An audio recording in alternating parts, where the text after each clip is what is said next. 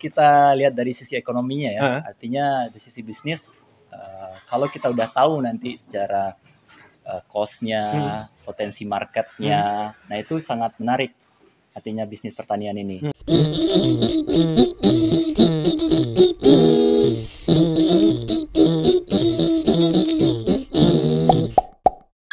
Dosen Petani. Assalamualaikum warahmatullahi wabarakatuh. Apa kabar sahabat dosen petani? Berjumpa kembali dengan saya Alan, hostnya channel Dosen Petani. Sudah setengah tahun kita nggak bikin konten, dan ini konten pertama kita dengan format baru. Kita akan coba rebrand lagi Dosen Petani, dan kita akan coba berikan informasi yang lebih menarik, lebih informatif lagi. Nah, sekedar informasi untuk sahabat semua, setelah ini Dosen Petani akan membagi segmen pembahasan. Ada yang segmen teknis dan juga ada yang segmen inspiratifnya. Dan untuk yang pertama, ya konten pertama kita setelah kita membuat format baru, kita akan bicara tentang seorang anak muda yang dengan timnya membangun sebuah peternakan dengan cara yang lebih modern dari peternakan konvensional. Saya sudah ada di Eco Farm di daerah Kamang Mage, Kabupaten Agam, Provinsi Sumatera Barat, untuk menemui Bang Niko. Nah, kita akan bincang-bincang dengan Bang Niko terkait dengan peternakan sapi yang dikelola dengan cara modern. Nah, untuk sahabat semua yang sudah mendukung dengan subscribe Dosen Petani, terima kasih banyak. Dan untuk yang belum bergabung, silakan pencet tombol subscribe untuk memberikan dukungan dan motivasi agar channel ini bisa berkembang dan berjalan dengan lebih baik lagi. Oke, ini dia obrolan kita dengan Bang Niko. Simak terus sampai habis.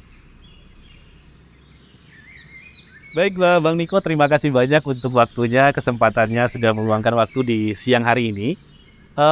Mungkin yang pertama, boleh sedikit berkenalan dulu latar belakang Bang Niko, itu pendidikannya, mungkin pekerjaannya, kita mau tahu sedikit gitu, Bang. Pertama cerita sedikit ya. Boleh, Bang, silakan. Terus sebenarnya background saya kuliah tuh di logistik. Logistik, Ya. oke. Set. Jadi 12 tahun mungkin 12 tahun terakhir saya di Jakarta. Oke, 12 tahun terakhir di Jakarta. Berarti baru pulang juga, Bang, ya?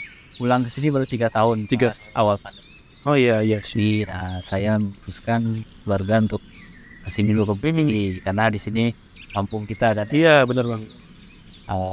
kita menetap dulu di sini. Dan dia waktu itu memang sudah ada planning bikin usaha sebenarnya. Mau bikin usaha di kampung. Iya. Karena saya lihat ada potensi yang bisa kita di kampung. Nah, di awal 2010 gitu. Iya. Maret saya pulang kampung gitu. Nah, tadi saya lebih banyak kan di Jakarta. Nah, dulu kerja profesional juga.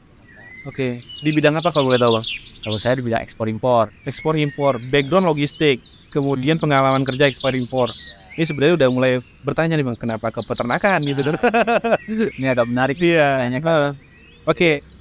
Logistik berapa lama, Bang? Logistik 12 tahun. 12 tahun. Ekspor impor?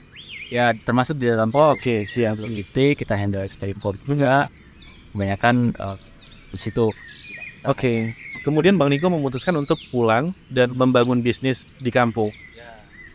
Karena melihat potensi gitu, Bang. Betul. Nah, sebenarnya di awal itu saya membangun sebuah brand ya. Iya. Brand ini namanya Ecomart. Oke. Nah, jadi mungkin saya potong sedikit, Bang, ya, informasi juga untuk sahabat dosen petani. Saya mengenal Bang Niko ini sebenarnya dari Ecomart-nya. Nah, kita pernah ngobrol, itu ada bidang pertanian juga, Bang, ya. Tapi yang peternakan ini baru tahu dari story Bang Niko malah. Makanya saya minta izin untuk bikin jadi konten gitu, Bang. Ya, betul. Nah, di perjalanan ya, Iya. kita bikin Ecomart. Ternyata banyak yang bisa kita improve. Oke. Bisnisnya di Bukit Tinggi Kabupaten Agam juga. Karena dari situ, di awal sih sebenarnya kita bikin Ecomart sebenarnya kan tujuannya untuk memasarkan produk dari Sumatera Barat. Belum fokus ke pertanian nih, Bang. Ya.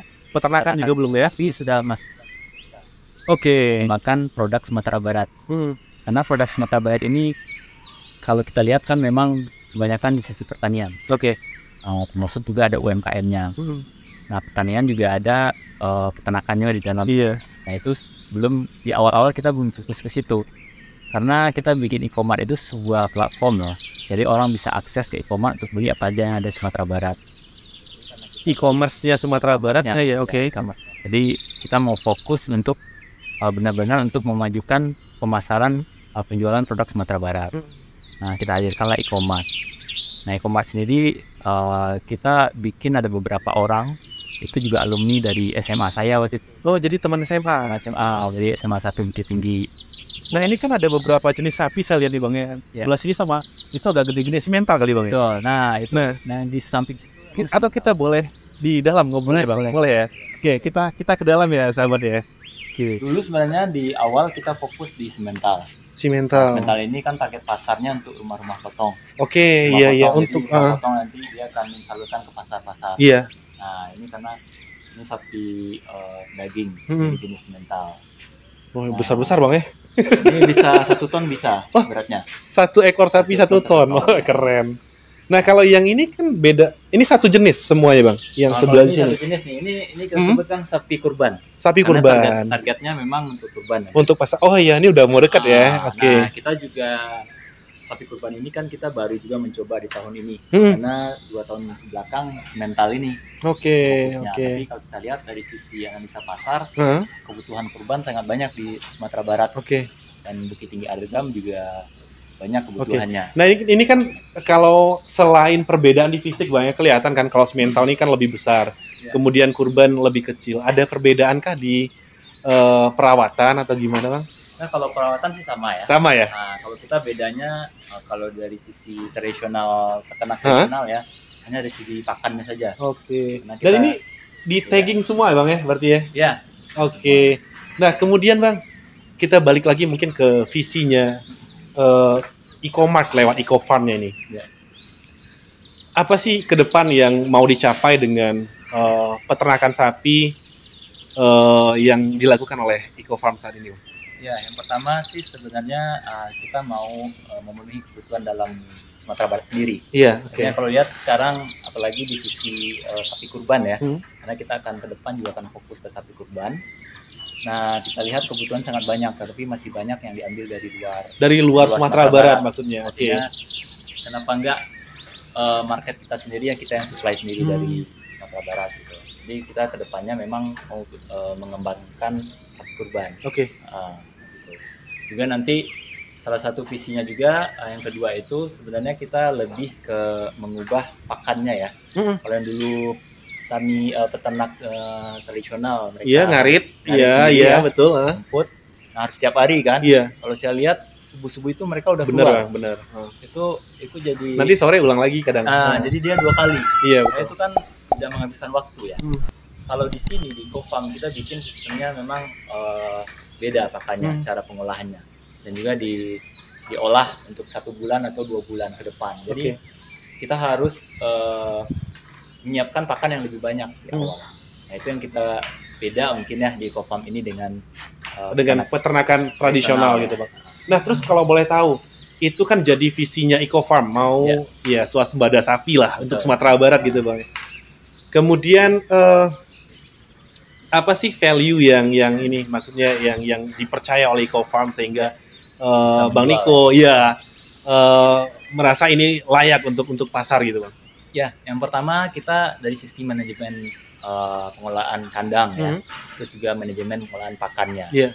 Dan juga di sisi customer kita memberikan kepercayaan atau customer itu bisa percaya ke kita karena kita punya farmnya. Dan mereka bisa langsung hadir di sini melihat sapi-sapi yang jadi boleh nih datang ke sini untuk melihat peternakan boleh, Bang? Betul. Jadi apalagi untuk kurban nanti ya, mereka kalau mau beli bisa langsung sini melihat nih sapi yang mau mereka beli. Dan kita juga ngasih garansi kalau mereka udah booking duluan. Jadi kalaupun nanti sapinya tidak sesuai nanti kita akan ganti. Jadi artinya kita berikan kepada customer sebuah added value lah ya. Jadi mereka bisa datang ke sini melihat kondisi sapi, gimana kita dari pagi ngasih makannya, terus juga nanti gimana kebersihannya di sini. Kita ada jadwal rutinnya di kandang ini. Nanti kita boleh ikuti ya, Bang ya, ambil gambar beberapa prosesnya. Nah, kemudian mungkin Bang, satu lagi hal yang selain ada jaminan untuk konsumen, kemudian pengelolaan peternakannya sudah secara standar gitu ya. Maksudnya ada aturan-aturan SOP yang harus apalagi keunggulan eco-farm gitu, Bang. Nah, keunggulan sendiri nanti kalau kita juga di sisi pricing ya. Jadi artinya nanti kalau tradisional, jadi orang itu kalau melihat sapi kan lihat dari kasat mata saja. Iya. Tapi sebenarnya dia nggak tahu berapa berat aslinya kan. Oke, iya. Nah, kalau yang kita jual di EcoFarm, artinya kita akan timbang juga nanti. Jadi secara berat lebih fair ya. Lebih fair ke pembeli. Jadinya kita menjual juga dengan harga yang lebih fair. Nah, itu juga keunggulan. Nah, boleh dapat bisik-bisikan nggak Bang? Kira-kira nanti ini per ekornya itu harganya berapa? Kalau ini tuh sapi kurban kita di 18 juta sampai 20 juta. 18 sampai 20. Tapi itu nanti kita lihat dari sisi beratnya ya. Jadi nanti tergantung berapa bobot sapinya Bang. Betul. Nah, kalau yang ini juga 18-20 kah? Kalau ini DP-nya 18-20 ya. Mungkin boleh dideketin kameranya biar ngelihat nih si mentalnya. Nah, kalau ini skemanya sama kah? Kalau ini dia kan untuk rumah potong. Tapi kalau ada juga untuk kurban. Iya, benar Bang. Spesial customer ya, yang request yang besar-besar juga ada. Tapi kalau secara rutin kita jualnya ke rumah potong. Ya. Siapa tahu aja nih ada Bang, orang dekatnya Pak Jokowi kan biasanya ngasih sapi yang gede-gede gitu Bang ya, atau mungkin Pak Gubernur ini juga nih gede-gede nih sapinya. Ini bobot berapa Bang kalau boleh tahu Bang? Ini ada yang 600 kilo. Ya. Wah, keren. Nah, mungkin sebenarnya kalau misal kita mau ngobrol lebih banyak kan panjang obrolan kita Bang ya. Cuman karena memang di YouTube kita buat durasinya tidak terlalu panjang, tapi kalau misalnya nanti sahabat mau tanya lebih banyak, kita buatkan kontennya lagi, nggak usah sungkan-sungkan, silakan tinggalkan di komentar mungkin pertanyaannya. Pesan mungkin dari Bang Niko, karena kan kalau kita bicara tentang pertanian, peternakan, ini kan identik dengan orang-orang yang usianya udah matang nih Bang. Nah, Bang Niko sendiri kan termasuk orang muda, anak muda. Ya walaupun dibilang sedikit juga enggak, sudah mulai banyak nih Bang. Nah, pesan Bang Niko mungkin untuk anak-anak muda tentang pertanian dan peternakan utamanya dengan peluang bisnisnya gitu. Nah, kalau saya lihat memang kalau kita lihat kan orang-orang tua kita dulu banyak yang memang profesi di pertanian ya. Tapi kalau kita lihat dari sisi kita anak muda nih ya, sebenarnya banyak peluang yang bisa kita garap sebenarnya. Tapi kita benar harus fokus ya. Artinya kalau kita di sisi anak muda banyak nanti kita mencoba, tapi mencoba dengan ada analisa gitu ya. Nah, itu yang saya kerjakan juga. Karena untuk memulai ini kan kita juga mencoba nih, tapi mencoba kita ada analisanya, jadi ada hitung-hitungannya. Jadi jangan takut untuk anak muda buat mencoba ya, karena sesuatu ini kalau nggak dicoba nggak tahu nanti hasilnya gitu kan ya. Jadi itu pesan untuk teman-teman nanti yang masih mahasiswa ataupun yang baru lulus ataupun yang memang berniat untuk mengembangkan sisi pertanian dan peternakan. Satu lagi Bang, sebelum kita tutup Bang ya. Apa sih hal menarik dari bisnis pertanian atau peternakan menurut EcoFarm, Ecomart, atau menurut Bang Niko secara pribadi? Sesi dari cuannya atau dari apanya nih? Ada apa lagi? Boleh dua-duanya, dari cuannya atau ada hal lain nggak yang ini menarik nih gitu? Kalau kita lihat dari sisi ekonominya ya, artinya dari sisi bisnis, kalau kita udah tahu nanti secara cost-nya, potensi market-nya, nah itu sangat menarik artinya bisnis pertanian ini. Dan kita juga tahu nanti risiko yang ada di pertanian. Yang penting kan kita harus tahu mitigasi risiko ya. Pertanian, peternakan itu ada mitigasi risikonya, itu kita harus paham. Jadi kita bisa mengukur kesuksesan kita seperti apa nanti di sisi bisnis. Kalau di sisi lainnya sebenarnya saya senang kalau di pertanian ya. Jadi suasananya enak gitu kan ya, kita juga di alam ya, kalau di alam itu refreshing gitu kan. Jadi itu yang jadi kepuasan. Jadi juga penting untuk mengetahui seluk-beluk pertanian, kemudian penting untuk belajar setidaknya mitigasi resiko tadi gitu. Betul. Nah baik, terima kasih banyak Bang Niko. Itu tadi sahabat bincang-bincang kita dengan Niko Firsander Komanyo, founder dari Ecomart dan salah satunya EcoFarm ini. Semoga perbincangan kita menarik, memberikan inspirasi. Untuk sahabat yang mau bertanya, silakan tinggalkan di kolom komentar. Untuk yang mau tahu lebih banyak tentang EcoFarm, boleh follow Instagram di EcoFarm, Bang ya? Nanti kita tuliskan Bang ya. Kemudian silakan follow di sana, silakan juga ngobrol langsung ke Bang Niko. Sekali lagi terima kasih banyak sahabat yang sudah mengikuti video ini sampai akhir. Saya Alan, hostnya channel Dosen Petani. Mohon maaf jika ada salah-salah kata. Kita tutup. Assalamualaikum warahmatullahi wabarakatuh. Makasih banyak Bang. Jangan lupa subscribe.